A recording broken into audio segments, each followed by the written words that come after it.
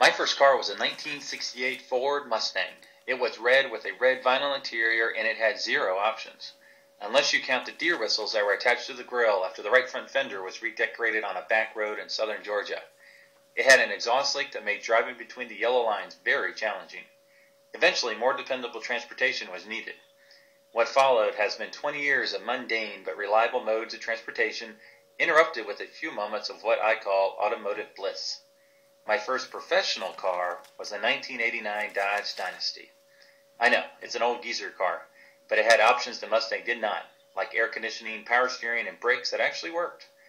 That was followed by two Geo Metros and my automotive bliss moment number one when I bought another 1968 Mustang. This time it had a meaty V8 and a 4-speed. This blissful moment was followed by a less exciting purchase of a Pontiac Grand Prix, which was followed by a sobering moment when I bought my third Geo Metro. Eventually, I graduated into the world of company cars.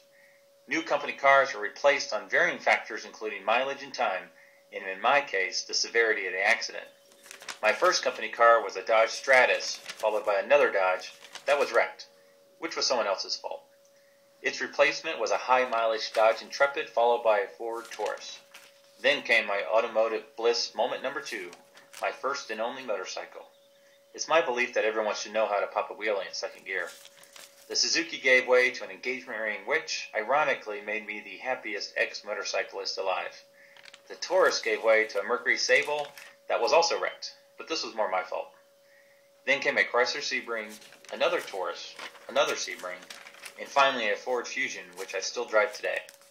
During this time frame, I've gained some weight, lost some hair, and found that asparagus and mashed potatoes are not totally disgusting.